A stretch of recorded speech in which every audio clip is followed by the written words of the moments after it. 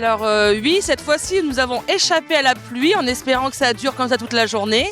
Il fait très froid, mais bon, les enfants vont s'amuser. Nous avons la chance de pouvoir partir à Gulli Park, au Smalicieux, au Jump pour les plus grands. Et nous clôturons ce centre de février avec le zoo de Lille et la citadelle. Et les plus grands iront au musée de l'illusion. Ah bah donc un programme très rempli. Hein. Oui, nous avons la chance aussi que les assos interviennent dans le centre. Donc nous avons du Krav Maga, du tennis, Médiathèque et la boule de grès qui vient aussi se rattacher à tout cela.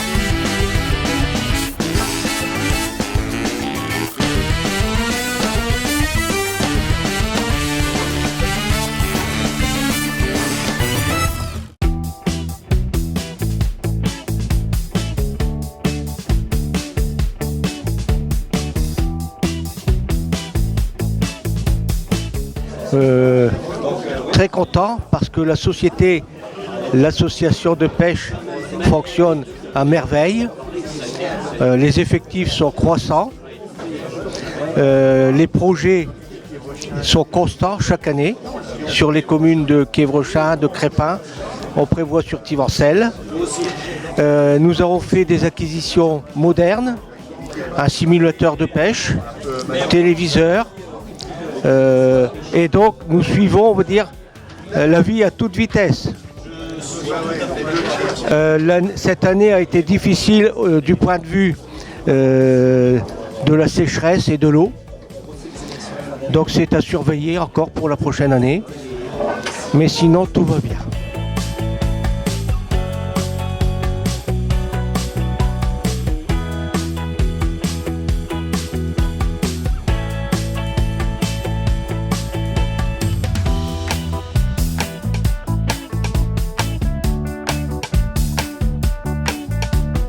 Être adhérent à une association de pêche, c'est pas uniquement être consommateur et aller à la pêche, c'est aussi de se tenir informé de l'ensemble des activités. On apprend plein de choses, on apprend l'ensemble des manifestations qui ont lieu au cours de l'année. On voit également que les municipalités sont très impliquées puisqu'en fait il y a de nombreuses manifestations et elles sont accompagnées. Et d'ailleurs je suis très ravi d'avoir aujourd'hui quelques élus de la commune, des communes avoisinantes qui étaient présentes lors de ces assemblées, qui montrent le réel intérêt des municipalités aux associations locales et notamment ici une association de défense environnementale.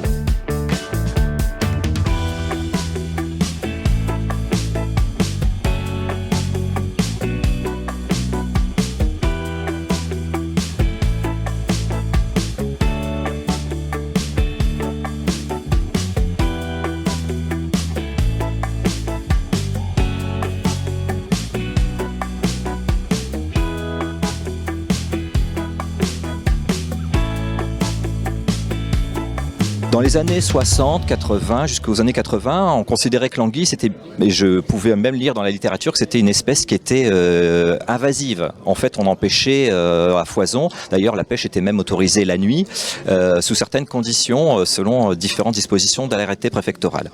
Et puis, depuis quelques années, donc on a toujours au sein de la fédération des enquêtes sur le suivi de certaines populations de poissons, notamment l'anguille, et puis truite également. Et cette anguille, on a constaté des chutes énormes de densité, aussi bien dans nos rivières, mais dans tout toutes les rivières de France, mais même d'Europe et à travers le monde. Et en fait, actuellement, des grands moratoires nationaux, européens et mondiaux ont eu lieu. Et en fait, l'idée, c'est maintenant de protéger cette anguille. Alors cette anguille, ça paraît curieux, mais elle va avoir quasiment un statut d'espèce protégée en danger critique d'extinction, au même niveau que le panda, que l'orang-outan, que des espèces emblématiques que tout le monde connaît, pas forcément l'anguille. Et donc actuellement, elle a un statut d'espèce protégée, c'est-à-dire que toute capture doit impérativement être remise à l'eau, quelle que soit la taille de ce poisson.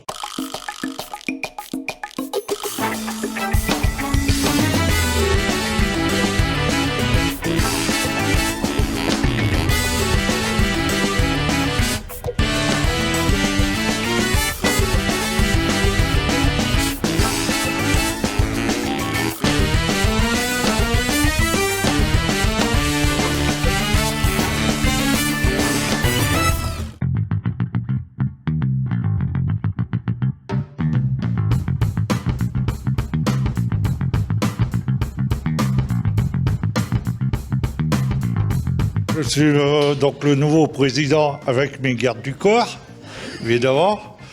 On est une petite société qui essayons d'animer une vingtaine de personnes. On voudrait essayer de monter un peu plus.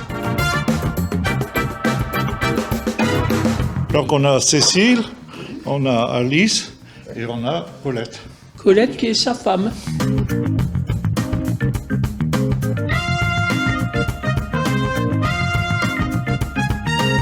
Donc on accueille les gens ici vers 1h30, 2h. Et ensuite on met en route toute une installation. Et on fait 2 bingos en moyenne.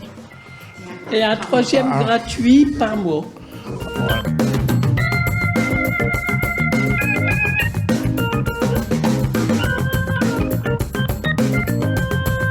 On fête les anniversaires, alors accompagné d'un bon petit verre et un bon petit gâteau. Il y en a qui jouent aux cartes, il y en a qui jouent au bidet, on amuse un peu tout le monde. Enfin, il y en a, c'est le Scrabble, celui qui aime. Hein.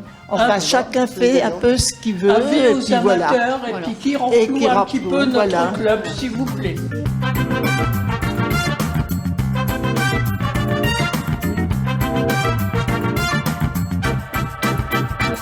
Donc on fait des repas, on fait des crêpes, bien sûr des crêpes, l'Assemblée Générale qui va arriver.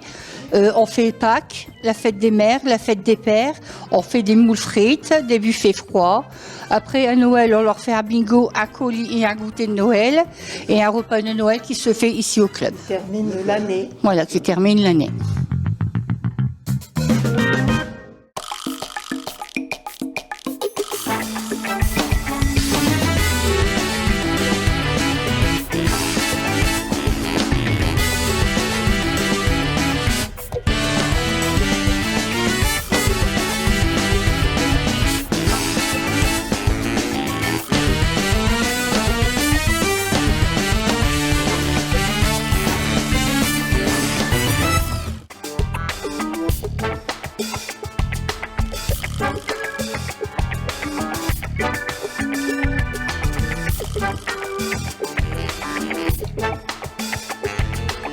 Du coup, à Crépin, cette année, c'est 46 victoires, hein, 27, plus 27 podiums, c'est 756 participations. Donc, c'est une année record hein, pour l'USVC. On a organisé 2 courses sur route à Crépin, un cyclocross, une dizaine d'organisations en tout, toutes communes confondues. Donc vraiment une année fantastique pour nous. On est encore à 60 adhérents. On a regagné 5 adhérents par rapport à l'année passée. Donc vraiment une très bonne année. Pour clarifier un petit peu 2 choses, nous on est en fédération UFOLEP et fédération française Géminique du travail, la FSGT. La FSGT, hein, du coup, c'est une fédération qui a été créée du coup, il y a maintenant une 60aine d'années. Hein, du coup, c'est la toute première fédération qui a été créée. Les courses sont un petit peu plus loin. On peut s'engager sur place. C'est encore un petit peu plus familial que la fédération UFOLEP. C'est un petit peu excentré, hein, donc il y a pas mal de courses vers la côte. Mon objectif, c'est que je suis intégré maintenant dans le conseil départemental Nord, c'est d'intégrer les courses dans le Nord. Du coup, on va essayer d'en faire une à Crépin. On en fait déjà une à Solesmes, une à Bergues, même si c'est un petit peu excentré, mais ça reste dans le Nord quand même, Bergues. Et le but pour moi, c'est de développer au maximum cette fédération FSGT cette année.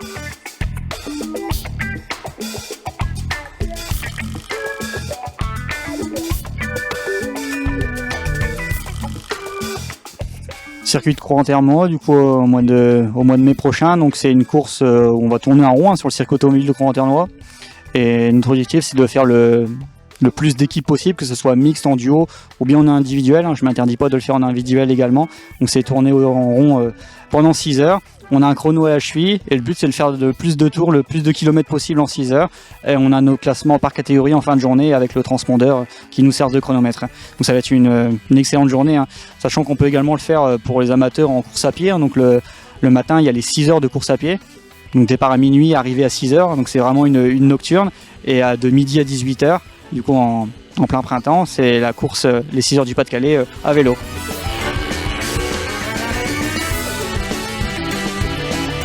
C'est ça, 2 courses importantes, notamment le futur championnat départemental qu'on n'a pas pu faire la saison dernière, mais qu'on compte bien faire cette année. Un championnat qui va rassembler plusieurs centaines de spectateurs, mais également de coureurs. Je pense que spectateurs et coureurs, on sera pas loin du millier sur le circuit sur le terrain de la Renaissance. Donc c'est tout simplement énorme pour un cyclocross, peut être un des plus gros.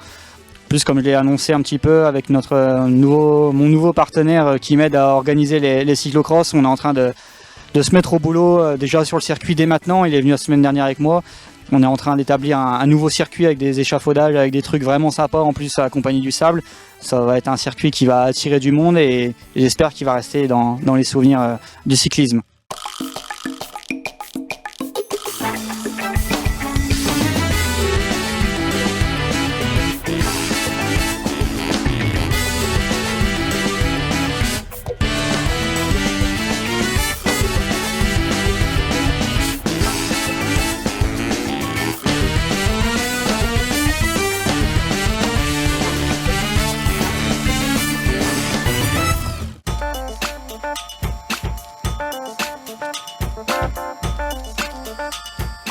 Donc bonjour, je m'appelle Audrey Landé, alias Pictural sur les réseaux. Je suis graphiste de métier et illustratrice. Et donc là, vous pouvez trouver mon bébé, on va dire. 1 an de travail sur l'Imaginarium, qui est en fait un livre qui réunit des nouvelles, de la poésie, de la prose, écrite par un auteur qui s'est inspiré en fait de mes illustrations pour travailler.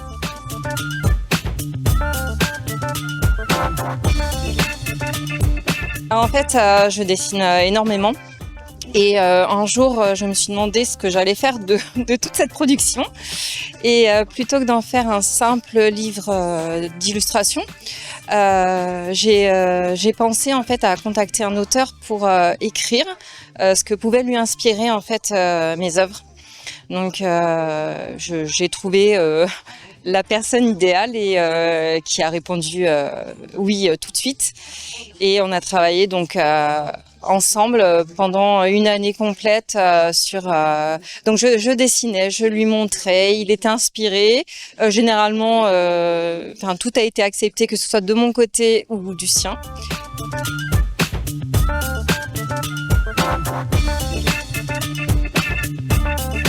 En fait, le titre vient d'une illustration en fait qui est à l'intérieur et qui s'appelle l'Imaginarium et qui représente un enfant qui ouvre un livre et d'où sortent des créatures plus effrayantes les unes que les autres parce que c'est l'univers que j'aime.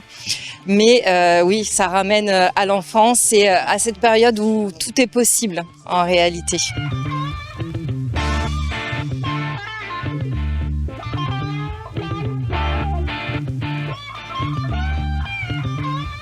Il y a de l'onirisme, il y a de la poésie, il y a un peu d'horreur, un petit peu, mais toujours dans la poésie, toujours. Beaucoup d'étranges, plein de créatures, voilà. Comme on les aimait, comme on était enfant et comme on devrait toujours les garder à l'esprit en grandissant.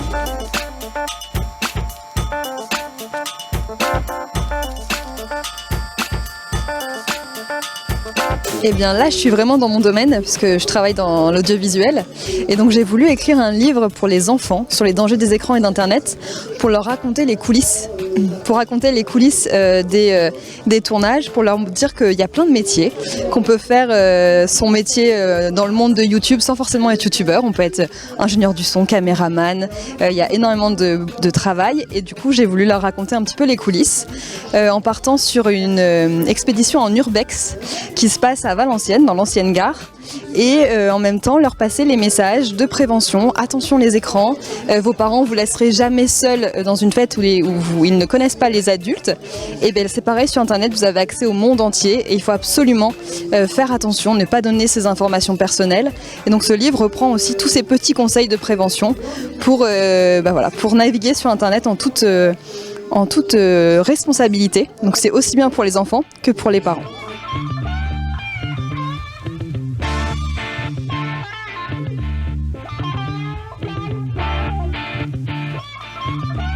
Tout à fait, donc c'est fait pour c'est petit, c'est fait pour les enfants à partir du CE2. L'écriture est relativement grande pour leur permettre de ne pas être découragés. Donc ça c'est l'idée et vraiment l'objectif c'est d'ouvrir le dialogue, de pouvoir permettre aux collectivités locales, si elles le veulent, de m'inviter, de venir faire des débats avec les enfants autour de ce livre et de pouvoir ouvrir le dialogue pour que au fur et à mesure Internet et les écrans deviennent de plus en plus un sujet que les parents maîtrisent, que les enfants maîtrisent pour éviter les problématiques qu'on voit qu'on voit dans les faits divers malheureusement aux informations.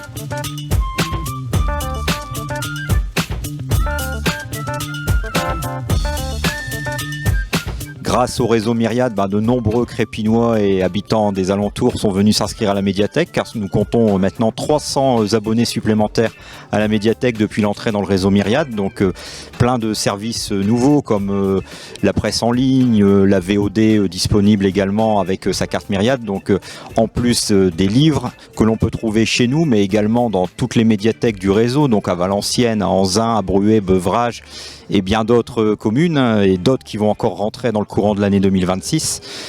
Donc voilà ce qu'on peut dire un peu pour la médiathèque.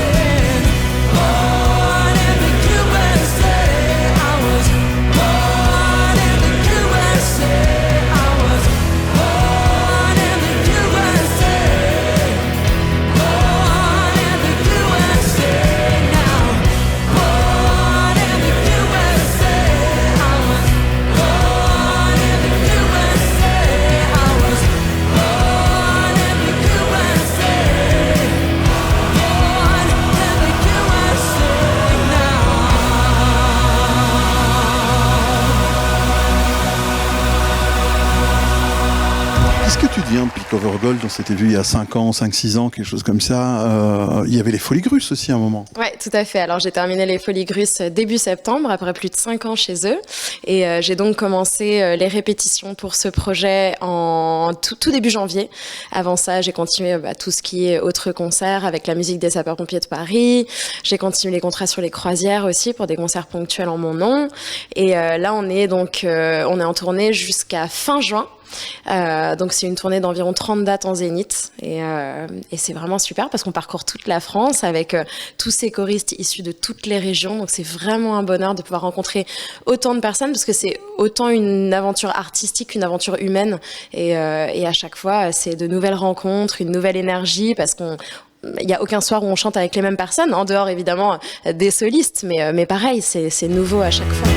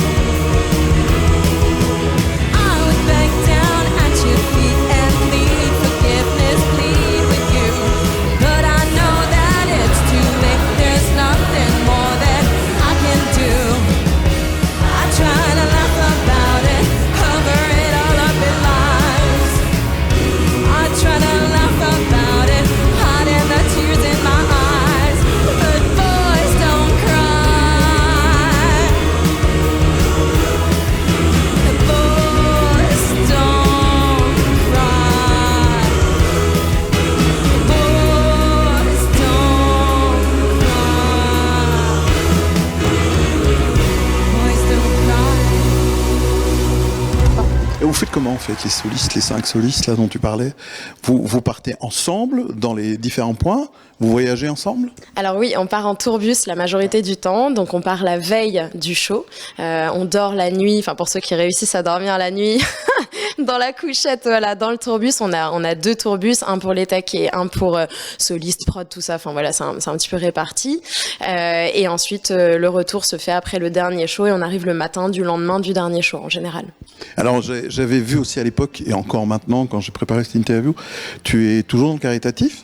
Oui, tout à fait. Oui. Je travaille toujours avec Audition Solidarité, avec lesquels je suis partie en mission humanitaire au Vietnam il y a presque 2 ans maintenant. C'était évidemment une merveilleuse aventure comme la première. Et évidemment, oui, je continue en ce sens quand je peux aider d'une manière ou d'une autre. Quand c'est relié à l'audition, oui, ça me plaît beaucoup. Et puis même dans d'autres cas, je l'ai encore refait pour les pompiers récemment, pour l'œuvre sociale des pompiers. Et c'était une très belle soirée, c'était pour Noël. T'as encore du temps pour toi, un petit peu?